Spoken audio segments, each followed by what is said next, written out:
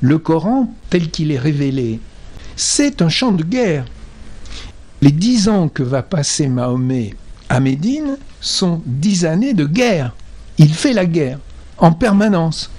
L'islam va distinguer la maison de l'islam, où les musulmans sont les maîtres, et où juifs, chrétiens peuvent rester à condition de payer un lourd tribut. Et Dieu sait si on va parfois les protéger pour qu'ils ne se convertissent pas, on va même leur interdire de ne pas se convertir parce que ça nuirait au trésor public.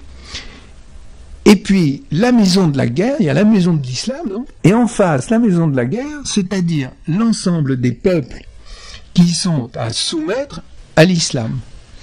Et là, nous voyons donc que l'islam, dès le départ, est en état de guerre perpétuelle contre le reste du monde. Passons sur cette stupidité, à savoir que la guerre sainte, ce serait d'abord la guerre contre soi-même, etc. Dans le Coran, il n'en est pas question. Et jusque dans tous les premiers siècles, sauf chez les mystiques, il n'y a aucune ambiguïté possible, c'est vraiment la guerre. La guerre contre les juifs, les chrétiens et les non-musulmans d'une manière générale.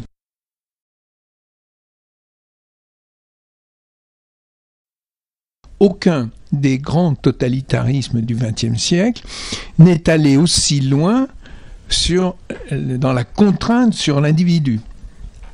La loi musulmane va examiner tous les événements possibles dans une vie humaine, les classer sur une échelle de 5 points, de l'interdit au louable, et avec un système de surveillance des individus qui est absolument extraordinaire, qui est croisé. Il y a d'une part les apparatchiks. On dit qu'il n'y a pas de clergé en islam, mais alors qui sont les mouftis, les cadis, les autres, tous ces gens-là?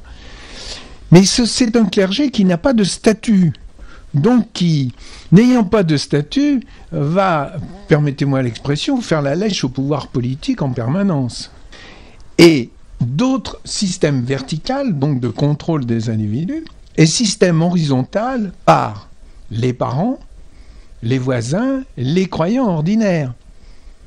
Donc il y a une emprise sur l'individu qui est totale, et en même temps qui est dynamisée par la justification religieuse. Tout est placé sous le signe de l'absolu. Ce qui distingue l'islam, la civilisation islamique de toutes les autres, c'est que il n'y a pas de distinction entre le profane et le sacré. Tout est placé sous le signe du sacré. Quand on demande à un sportif pieux es-tu content de la manière dont tu as couru ton 100 mètres, il va commencer par dire au nom de Dieu, le clément, le miséricordieux, etc. Il place sa réponse sous le signe de Dieu. Tout est placé sous le signe de l'absolu.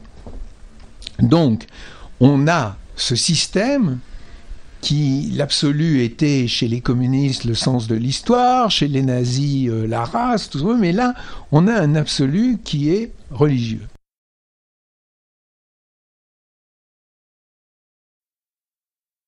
L'antijudaïsme islamique, dont vous avez raison de dire qu'il est radicalement différent de l'antisémitisme occidental, que ce soit celui du Moyen-Âge, celui de l'affaire Dreyfus ou celui des nazis, l'antijudaïsme musulman est constitutif de l'islam.